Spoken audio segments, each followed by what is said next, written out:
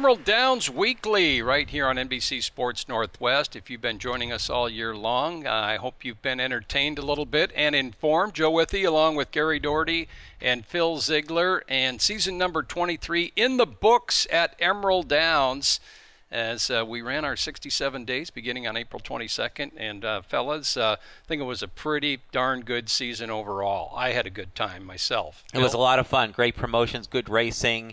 And we're going to look back on that over the next hour right here on the show. And just a reminder, Emerald Downs is certainly open 365 days a year.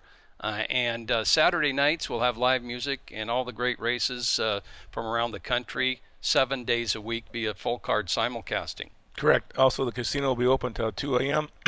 We got some $3 tables, so it should be a fun winter here at the racetrack. Winter, yeah, we are open. Hey, closing weekend generally has something to do with season-ending awards here at Emerald Downs. There's a lot of action on closing weekend. The Stakes Quadruple Header was a really nice addition, which meant that weekend a little more impacting. Let's look at some of the action that led to closing weekend, and the WHBPA and WTBOA Horseman Helping Horseman Marathon Series was a huge hit. Yes, I think. Saturday night and a mile-and-a-half distance. That's right. Yes, the Belmont distance. We had 3 legs. We had a mile and an eighth. We had a mile and a quarter. And the last leg was a mile and a half with an over $22,000 purse. Yeah. Let's watch that finish. Clear by 3. Royal Tell is in pursuit. The Gold Monkey's rolling now, grandstand side, but 200 yards away. Ada Peak and Julian Couton out front by 4, and Ada Peak is going on to win the distance series. And there he is, Ada Peak, with a victory at a mile and a half at Emerald Downs. Julian Couton aboard, and different trainers in the series. It started with Roy Lum, and Bonnie Jenny also trained, and at the end there it was Joe Toy and Debbie Perry. Debbie Perry. Yes. Thank you for that correction. Yes, first correction. Debbie claimed him, and anyway, a mile and a half. We ran some long distances here at Emerald Downs. Yeah, it's a lot of fun to see them go all the way around the track, and people were cheering the first time under the wire and realized they had to go all the way around again. Yeah. So it's kind of fun. And he won two of the race series. He won the first leg and the third leg, and almost swept all 3, but got DQ'd in the second leg. That's true. First to the wire in the second leg as well. So the son of Tappet had a great late summer here at Emerald Downs, winner of our marathon series, and some nice purse money as the horsemen got together on that. Again, on our closing day, we had 4 stakes races in a row, and that led to some pretty good handle because horsemen want to run on closing day. They get one last chance, and those field sizes were really outstanding. Yeah, it's a lot of fun to look back and see all the betting that happened, and we had some exciting races too. Yeah, and the Fan Appreciation Day had fillies and mares in the field.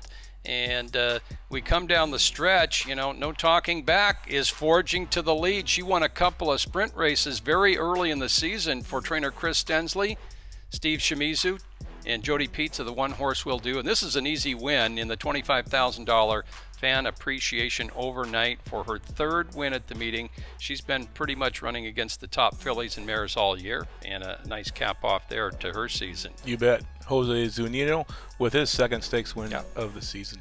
Okay, and then also right after that, the Pete Peterson Memorial Overnight Stakes, named in honor of one of the top stewards of all time from Seattle. Look at this lively finish. Oh, Marvelous Me, coming out of the mile, is going to try and win, but up on the inside, it's Hit the Beach. Hit the Beach and Esjuan Flores for trainer Pat Mullins. And Mixo got up for 2nd there over Oh Marvelous Me.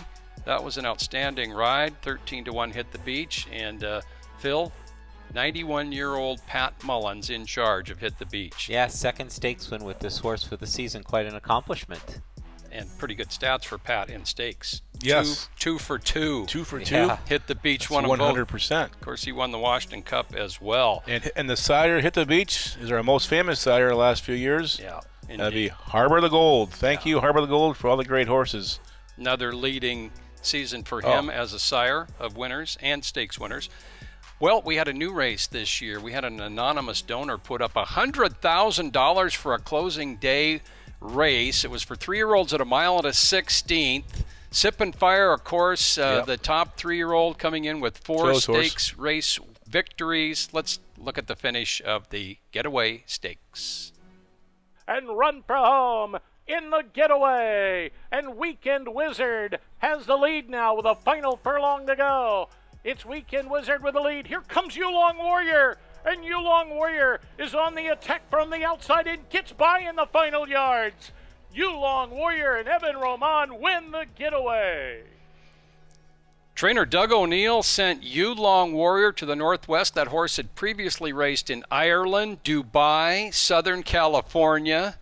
Son of Street Cry out of a Bernardini mare, royally bred. And boy, he was impressive down the stretch as he beat Weekend Wizard, who got a little bonus from our series with Hastings Park. Yeah, finished $10,000 bonus for finishing in the top 3 in all 3 legs of the Northwest Triple. Quite an accomplishment, but did not win any of the 3. I think he was the only horse to run in all 3, correct? Yeah. Yeah, he was. Every dance. Second in our Muckleshoot Derby, second in the BC Derby, and second in the Getaway. And we should mention Evan Roman. He's made his trips to Emerald very good over the past couple of years, winning the mile last year and winning this race this year. Yes, and also we had Rico Walcott riding, and also Mario Gutierrez was here. Yeah. Mario Gutierrez, you bet.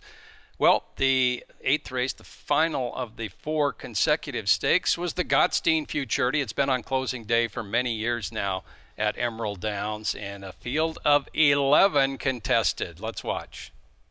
Time and time again, kicks off the turn a length to the good. On the inside, chasing late is Frolic and Detour, and the rider's gone down on Frolic and Detour.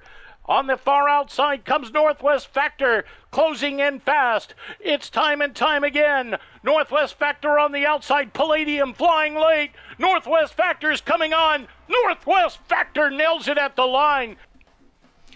Northwest Factor, one of 2 fillies in the Gottstein. She was in it all the way. When they went by the wire the first time, she had her head in front, and when they went by the wire the second time, she had her head in front, and a 24-to-win upset. Gary Wales picked up his first stakes win of the year. Yes, he did. Yeah, and you saw that incident with the horse and rider. Yeah. They were both okay. Just want to point that out. As Juan Flores aboard, and horse got up and ran to the finish as well. So keep that in mind as we're just getting started here on our final show from Emerald Downs in 2018. We'll be right back. And congratulations, Joe, Northwest Factor. That's your ownership group. That was a pleasant surprise. Yes. More money in your pocket. Yeah, they had a good year. Emerald Downs Weekly for the final week right here on NBC Sports Northwest. Hope you've enjoyed the action at the track throughout the season. A great season of weather for racing and some fantastic highlights, of which we're going to see more, but also involved our promotions and special days, and we have some pretty well time-tested events that fans love here, Phil, Gary. Absolutely. Agree with me. Why not? Every week we got at least 1 or 2 promotions, and now we're going to show some of the better ones from this summer. Here's the top 5, starting with number 5. And it was fireworks night, the biggest attendance of the year. These are in no real particular order, but the fireworks show was great this year. 14,000 people. And it was the biggest and best show ever in the history of Emerald Downs, and that's saying something. But a lot of fun. Oh, it's tremendous. It gets better every year, yep. And I agree with you, better than ever. Also, kind of the start to the summer as well. It's a great night here at Emerald Downs. July 3rd, we get a head start on fireworks. Next would be number 4. Number 4 is Premio Esmeralda. Fantastic show before the races with the Caballeros, and just a fantastically attended day as well. It was a beautiful weather, and the Hispanic community recognized and honored for their great contributions to this sport. And the dancing horses, we love that, and the mariachis. We had a beautiful T-shirt this year too. Lots of great food in the park for everybody, a lot of vendors. It was a great show put on. Always hot, nice weather on Premio every year. We have been fortunate. Yes. All right, Premio Esmeralda, going on since 2007 here at Emerald Downs. What's next on the countdown? Number 3. Okay.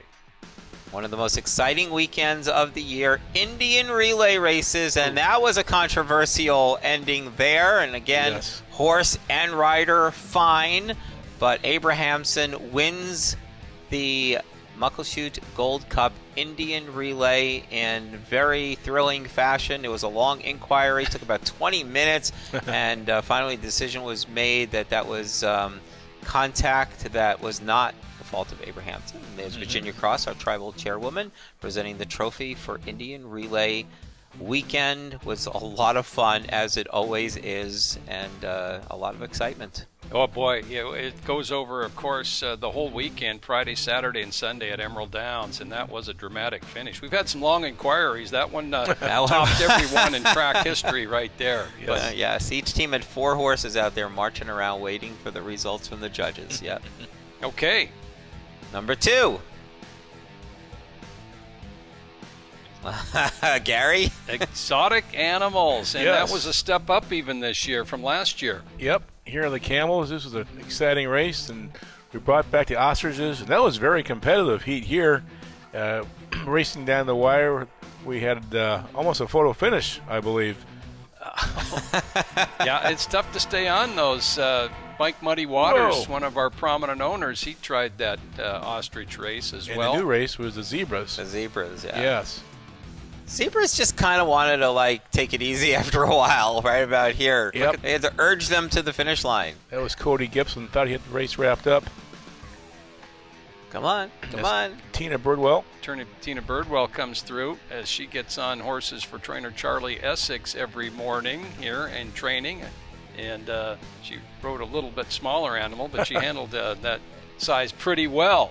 So, yeah, that was a fun weekend, very well attended, unique racing on the Emerald Downs Oval. And Yes, and then the event that everyone's been talking about the last couple of years, the number 1 event of the year, the Corgis. Yes, it was Corgi Day, and it was beautiful weather. Phil, how many corgis do we have? What was 72? Yeah, right? 72 corgis. We had the parade of the corgis. They were all out on the track, and then we raced them throughout the day.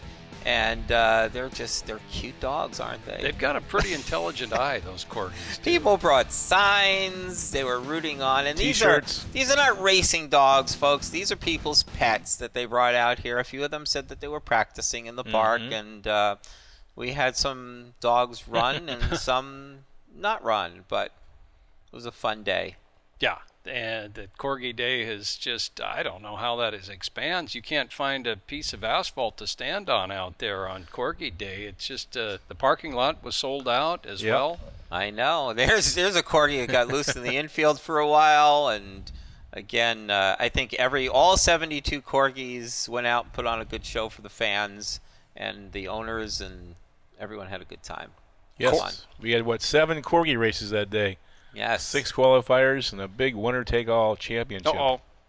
There was a little digging going on there. So There was. some They're very great competitive. promotions at Emerald Downs again this year, and our calendar for 2019 will come out just after the first of the year. So make your plans for next year for those fantastic events in addition to racing. And speaking of racing, how about the season-ending award winners? And it's as voted on by media and officials. Top juvenile filly, Northwest Factor, got it. She won 2 stakes. We saw her Gottstein victory, also the Angie C. Baja Sir was undefeated in 2 starts, Gary. He won a stake earlier. Did. Very flashy time and owned by the Marianskis and the Snyders.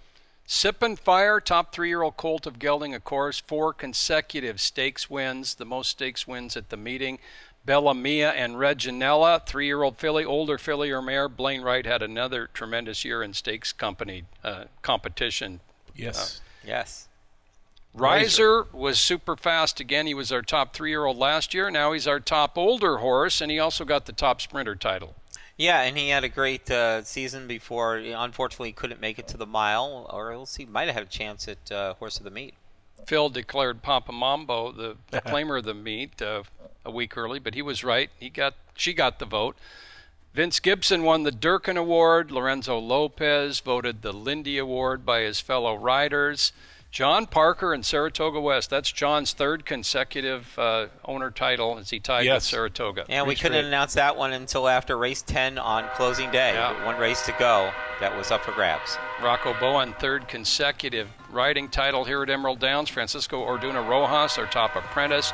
Jeff Metz, another training title. He led since early in the season. And then the horse of the meeting is Sippin' Fire. Four-time stakes winner and leading earner at the meeting as well. No, he wasn't either. He was second to Barkley. Second? Yeah, who won congratulations. Okay. That's two for me so Two? far. Okay, we're going to take a short time out. I'm going to regroup, and we'll be back much more coming up on Emerald Downs Weekly. We should play some Money by Pink Floyd. Too busy counting your money, Joe. Yeah. Yes, I noticed the awards. Two of the first three that you put up were your horses. Emerald Downs Weekly, our season-ending show, and Joe Withy, Gary Doherty, Phil Ziegler. We've been together all season long since April. Vince Brune has helped us out a couple of times as well, our Director of Media Relations. He's up on statistics. I've been up on stats. So is Gary, and we all have been involved in Emerald Downs for quite some time. And Gary, you've got a few stat looks for us. Yeah, let's take a look. Stat attack. How about Rocco Bowen? 3 straight wins in Emerald Downs. First time here. All-time record was Pedro Alvarado, who got 4 at Yakima Medals. Some big names there. Gary Boulanger at Lawakers, last one in the late 80s, early 90s. And Gary Bays, he did it in the 70s at Lawakers. Some names there, huh, Joe? Yeah, Boulanger, that's the only 3 years he rode at Long Acres. Wow. He won the title all 3. But Pedro holds the record for 4 consecutive. Yep, that was the Yakima meet when also Emerald Downs Racing Association was running at Yakima. Very busy times, Joe. You remember those days? I do, indeed. Time between Long Acres and Emerald Downs. All right, and next one up. Here we go. John Parker, who tied with Saratoga West. Now, Parker's won 3 straight, has had most wins 3 straight years, tying Saratoga West, which did it earlier this decade. And Seawind Stables and Howard Belvoir, they each did 2. And Saratoga West's tie with John Parker this year gives him 4 titles of most wins in the meet, tying him with the founder, Ron Crockett Incorporated. Yeah, Ron Crockett didn't string titles together, but he's still our all-time leading owner by far and away in wins and purse earnings. Yes. But those are consecutive winners, so Parker and Saratoga West continue to be tough here. And there's Jeff Metz, who was the leading trainer this year. Notched his 4th all-time here in 23 years. He's 1 behind Frank Lucarelli. Blaine Wright had won the past 2. And Tim McCanna, still out front, only trainer in history with double figures with 10. Yeah, tremendous feat for Tim as he entered the Washington Racing Hall of Fame. He became our all-time leading trainer in wins back in 1998 and lost it to Frank Lucarelli. Lucarelli passed him for career wins at this track this season. This season, yep. Okay. And here's Rocco's won 3 straight at Emerald Downs, riding titles, that is. Only trails Ricky Frazier, who won 5. 3 other jockeys have had multiple riding titles. Leslie Mowing, who came up here for the closing weekend. Kevin Radke and Galen Mitchell, who leads all jockeys with most wins in the history of Emerald Downs. Most wins and stakes wins. And Juan Gutierrez is second. And Juan figures to be back next year. Yeah, and Rocco's going to have a chance to improve those numbers next year if he keeps it up. Further stats from Rocco, as he has just been a winning machine here for 3 consecutive seasons. So some great stats there. And social media, so important. In fact, Phil, you do a great job predicting things just by looking at different sites, Facebook included. Emerald Downs Facebook page, pretty popular. Yeah, you never know kind of what's going to capture the imagination of folks out there. And one of the things that happened this year is we had a, I don't know how to say, a dinosaur race, basically. So social media, we didn't take this video. It was by a guy named Death Metal Blake, who was here for a bachelor party, took this video. It made it onto ESPN, 2 million views. It also got aired on SportsCenter and got shared all over Facebook, to the point where somebody told me, hey, I want to show you this dinosaur race from a racetrack. I'm like, I don't need to see that. I was there. So that's amazing that went truly viral, over 2 million views on ESPN. Yeah, a local company has come out and dressed themselves up a few years in a row now, and yeah, I know. They wore dinosaur costumes, and that thing went all around the world. It did, and it's still making its way around. You see it pop up on news feeds. The other thing was, during our wiener dog races, there is a dog, female dog, named Anderson Pooper. She's been running in the races here for a number of years, and you can see there she's got a little disability, and she's got her cart, but it doesn't stop her from going to all the Mariner games and Bark at the Park events there, and at the wiener dog races here. And I will tell you that as loud as Emerald Downs can be, you heard the cheering and the amount of screaming and yelling when Anderson Pooper finished that race. It was incredible, and got to be on King 5 the next day. Chris Cashman in his afternoon show, he was out here with his daughter. He was here with his daughter and saw Anderson Pooper, and he was captivated as everybody else was, and he took an iPhone video that he posted, and his daughter was crying happy tears because Anderson Pooper finished the race, and then they had Pooper's owner and Anderson Pooper on the show live from downtown Seattle the next day. So that was something. And of course, the other thing that goes viral every time we post a picture of anything to do with a corgi race here, it is absolutely incredible the amount of interactions we get anytime we promote those corgi races, to the point where the day after the corgi races, people are wanting to know when the next corgi races are. Right. And it was just one of those days that people talk about for many, many months, again, with the Parade of the Corgis. The corgis, 70-some dogs this year, corgis. Yes, all in the park area. And it was a heck of a time trying to get the dogs down the racetrack to run. There were so many people here. And it was all over Facebook and, again, being shared. And you couldn't basically go on social media that night after those races without seeing something from the corgi races here at Emerald Downs. I got to think every family member, extended family member, joined each corgi and their group, and the whole neighborhood, the whole cul-de-sac was here because we were packed for corgis. I know. Yes. All right, that was a fun day indeed. We're going to take a short time out and come back, and maybe we'll talk a little more horse racing here. We will. This is Emerald Downs Weekly, our season recap show.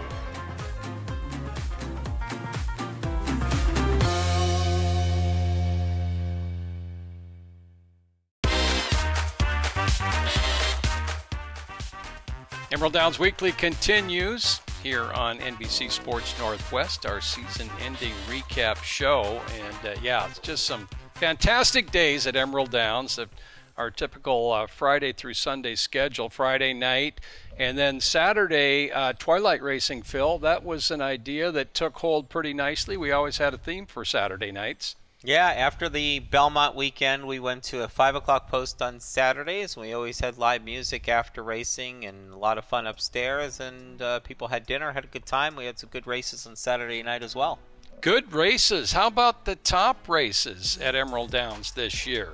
Let's look at maybe our list of top 5 races on the track. And this Gottstein Futurity had so much on the line, as again we did have a little incident there at mid-stretch, but horse and rider were fine immediately. But the both two-year-old championships, the Colts and Geldings and the fillies, and look at this finish, as Northwest Factor is going to get up at 24-1 to win the Gottstein. We saw that earlier, and what a season for trainer Steve Bullock. And again, congratulations to the How We Roll Stables, led by David Israel. So Northwest Factor, an outstanding season, 3rd overall leading earner at Emerald Downs this year.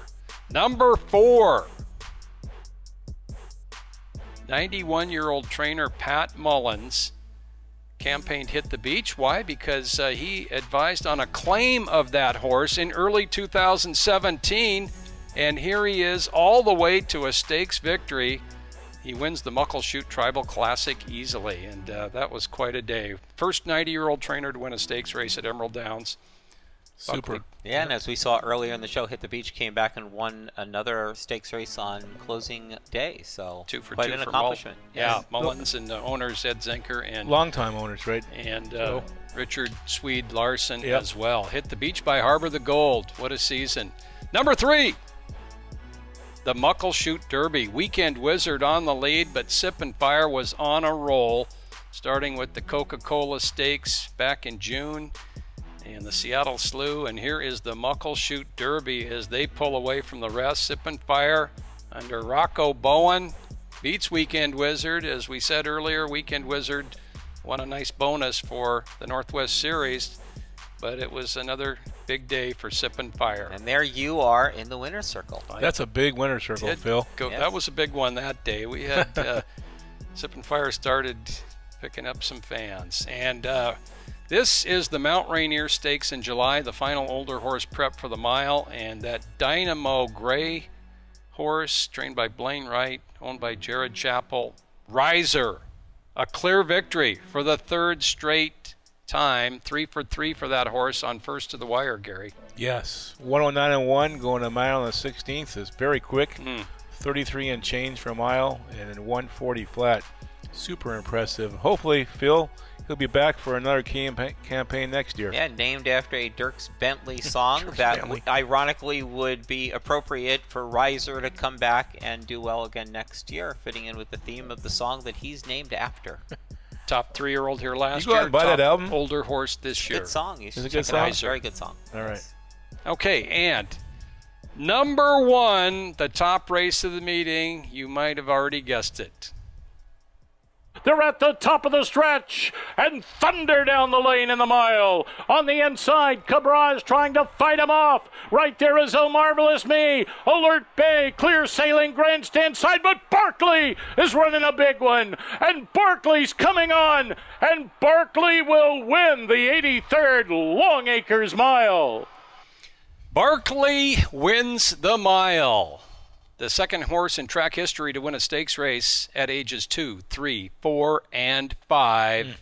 Longevity and accomplishment. Howard Belvore's 3rd mile victory. And look at that calm 5-year-old in the winner's circle. Just another win for him. He has a great history and record. And Rising Star Stable scored. And, of course, Javier Matias has been his rider since pretty much day one.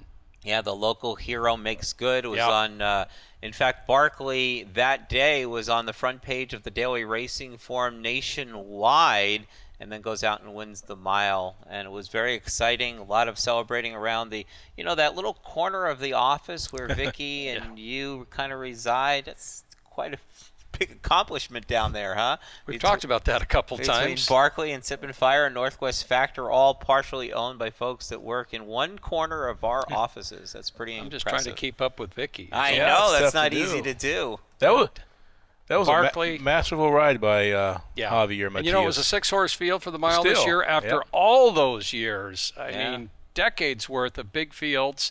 But still, when the gates opened for the Long Acres Mile, there was a lot of anticipation and excitement, as usual. And, Riser, you could have made a case for him of possibly being horse of the meet if this didn't happen in the Budweiser Stakes. And, here he is, running away free again, fast and Best on horse. to another clear victory. I know, but, and Barkley up the track here, but there might have been a reason why Barkley didn't run well that day. Because at the start of the race... Yeah, there's the official winner right there, Dedicated to You. So what happened? Rocco Bowen aboard Dedicated to You for Barbara Ratcliffe and trainer David Martinez. Here's the start. And Riser comes over. Wipes out Barkley. Yeah, and... Let's see it again, Phil. The stewards looked at this, You were dead right. We kind of discussed this on the show when it happened. Yeah, we did. I thought it was kind of, I don't know if I would have taken him down, but I understand the logic in doing so. And it was certainly the most controversial moment of the year here at Emerald Downs. Yeah, the stakes race was on the line, and Riser, it took away his perfect record. And Barkley, didn't recover from that incident to start that race. He was well beaten But Barkley came back off of that and ran a strong second in the Mount Rainier, and then, of course, won the mile. So that start hurt him, and that was his worst performance of the career. So I agreed with the decision, and but we're not going to have any fist fights about it or anything. No. It's not that Fist fights. Kind of a deal. Little controversy is good for all, right? All right. Might cost you some money with a fist fight. Top 5 races at Emerald Downs recap. More to talk about on Emerald Downs Weekly. All right. Gotta mention Charlie the bartender. At least once, certainly. Thanks for watching all season long on Emerald Downs Weekly, as we had a lot of fun and some great events on the track and in the stands as well at Emerald Downs. The stable area, the Quarter Chute Cafe, all goes into the production. And hey, I think we made some predictions on it. I know we did on our first show way back when. April. Yeah, and we talked about leading owner, and you guys were on that fella right there. John Parker. 3 straight years, John. John Parker, Great Northwest. I'm picking John for next year. I'm picking him right now. Bunch of horses late in the season. He wanted to win the title, and he shared it with Saratoga West. And that was your pick, right, Joe? Yeah, the Jeff Metz group. Yeah, Saratoga West also had 17 victories. Yes. And, of course, John had the fantastic season in 2017, winning the mile as well as the leading owner in wins title. Came down the last few races. It did. That was decided late. It was right up there. So we both won that one. Wow. How about the leading trainer? Jeff Metz won his 4th title here in 6 years of competition at Emerald Downs. I went with Howard Belvoir, and Howard had just a pretty full stable. He had several 2-year-olds. He had, of course, Barkley coming back, Elliott Bay coming back, So Lucky coming back. And he didn't have a bad year, but he didn't compete right to the end like Jeff Metz did, and your selection. Well, you know, the good news and bad news is I picked Jeff Metz to win. Unfortunately, I did it last year. Not this year. I picked Blaine Wright. Blaine Wright, he came in second, and you picked Blaine too, right, Gary? You got beat 43, 41? Yeah. It wasn't a win, though. Yeah. And, you know, that fellow right there, Steve Bullock on the right there, that's Northwest Factor in the paddock before the Gottstein. And Steve started 10 stakes horses this year, 6 won. 4 stakes wins from Sip and Fire and 2 from Northwest Factor. Steve had a tremendous season. That's fantastic. 9 total wins, 6 stakes wins. Rocco Bowen was our leading jockey, and I just couldn't see going against him because, you know, he didn't set the world on fire in California. He made some money, won some races. But, boy, he came up here knowing that he rode for a lot of big barns. Exactly. And he was ready to go. So you guys tried to beat him. Yeah, what were we thinking, Gary? Well, both picked Julian Couton, who gave him a head start, had a good meet, but nowhere even close. Yeah. Well, the rumor was Julian might be here opening day. Yeah. He come a little tardy, but still. That's true. I don't think he would have stayed up with Rocco. And actually, that wasn't the rumor that he would be here on opening day. We all knew he was coming in a few weeks late. The original rumor was.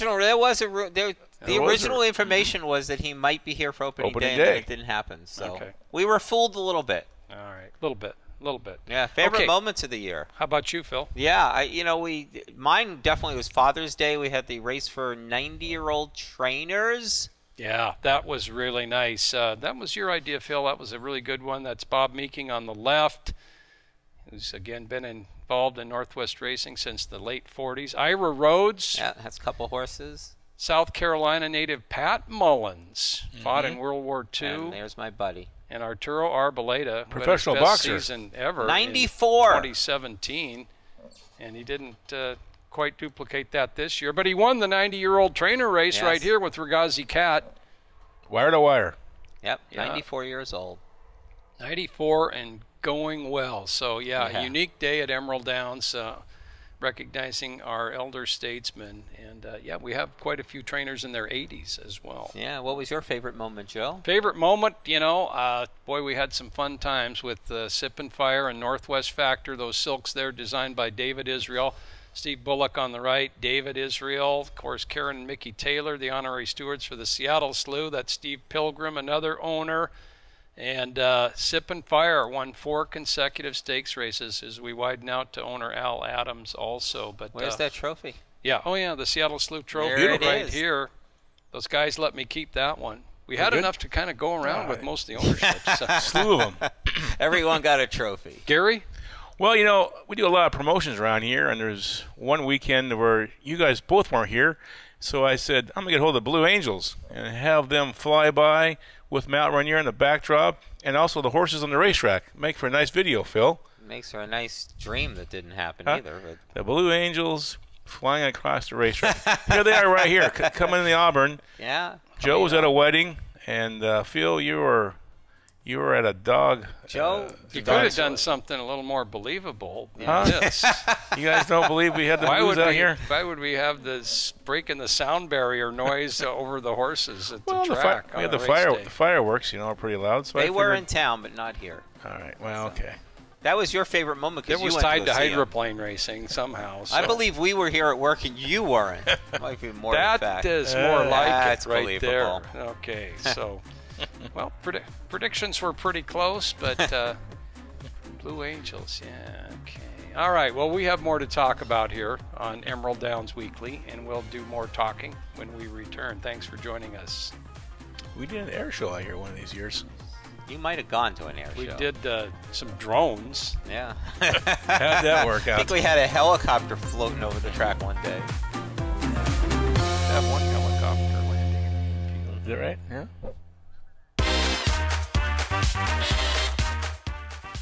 We're back here on Emerald Downs Weekly for the final segment of our recap show. Time to have a little bit of fun. Now, Gary, you had we put you out on some adventures during the season and had a lot of fun out here during closing weekend as well. And you had some pretty memorable moments in your role as putting on promotions and doing all sorts of stuff around the track this year, right? Yeah, so wide range. From the fifth floor to throwing horseshoes to boogieing. Did a lot of different things out here. All right, well, let's take a look at Gary's year and closing weekend here at Emerald Downs. All right, Gary, it's the last day of the season. How was the 2018 season for you? Gosh, Joe, or Phil, it was fantastic. I even had a chance to ride that 2,000-pound mechanical bull. Yeah. You can do it. Get on. You can do it.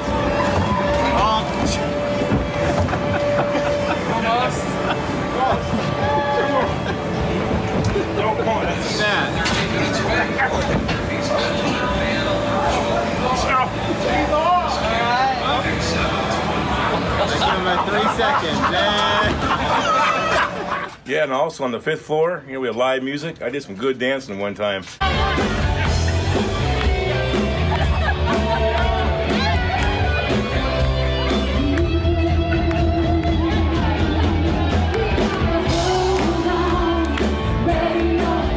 In August, we run the mile. We have all these entrants run, and I was told I couldn't do it in 12 minutes. Big finish coming up on the outside.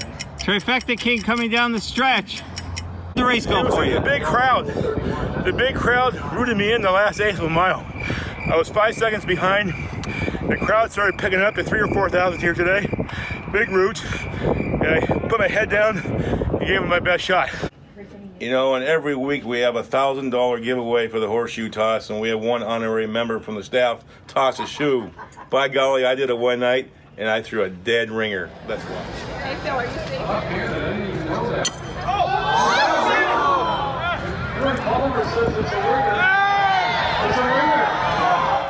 So Gary, have you pretty much done everything you wanted to do this year? Most, but it's final day. I got a few more things I want to do before the season ends. Time to make my Trifecta King press release for 2018. Gary, that was a great year. What are you doing? Get out. I'm doing my press release. Get out. Okay, fine. Out. I'm in the press. Today's track is fast. Fast. That's my line. Oh, get out of here. Okay, I gotta go. Pie Gal now open. Pie Gal, good card game here. Come make some money. We got a Pie Gal game here. I need some cards. Where's the shuffle at? Get out of here. Really? Hey, sir, you don't want that bet. That probably won't win. You gotta play that Trifecta Kings bet today. That's in race 6. I need $30, please. And you'll be a guaranteed winner. Oh, I gotta go? I'm trying to sell some winning tickets. Stewards, this is the Trifecta Kings. I need to lodge an objection to this race. My numbers didn't come in. Get the heck out of You do here. that for me? Get out of here. Oh, okay. Hey, you're doing it wrong. What? I'm trying to figure this out. I'm the king. The king. How many hot dogs we need here? 6? Hey, what are you doing? Get out of here! Gotta go. You gotta go! Serving beer today at closing day. What's your favorite kind of beer? Bud Light? Bud Light. Okay, then see if I can get you a cup. Get out! Oh, God. Always want to run the big TV room here in Emerald Downs. Hey, camera 3 on a 4-horse. Camera 6 on a jockey's come on a jock room. Let's make sure this is good. Closing day. Gotta go? Yeah, get out of here. Get out of here. I gotta do something else. You can't be switching. Thank you for calling Emerald Downs today. And of course, it's closing day. That means it's free to come in. Good luck. Oh. I'm out. King's been kicked out. The scary guy with the horse head! Some of us threw the bad straw, so we're out here as a team member picking up the trash. And I'm doing a damn good job at it. Were you tracking around horse manure to all those stations? You always Everybody say wanted to get rid something of you real quick. Real quick, Joe. They wanted to get rid of you, people. I know. You tried. That was your idea, wasn't it, Phil? Gary wanted to try out every job here at the track, so He's following Robert Geller's. they did not footsteps. trust you with the beer. I Dusty. noticed that. The TV guys appreciated having you in there. Yeah. Yeah. Did you see Carl's look? He For did. about 5 seconds. What this freak show going on right Oh here? my! It was a fun year, and for all the fans that came out, for all our great team members here at Emerald Downs, thank you all, the owners, trainers, jockeys, everyone, and We didn't get many Trifecta King updates throughout the year for some No. reason this year. Yeah, but, Joe, we kind of came out behind. But I we'd think. like to thank our fellas in TV as well, Wes and Cy and Carl and Rob. They were part of this show all the time throughout the year, and hope you enjoyed the varied They stories. put up with us. Yeah, exactly. Yes. So, one last video, Phil. Yes, it's an appropriate way to go out with track bugler Dan Harrington and his call before the very last race of the meet. And we'll see you guys next year.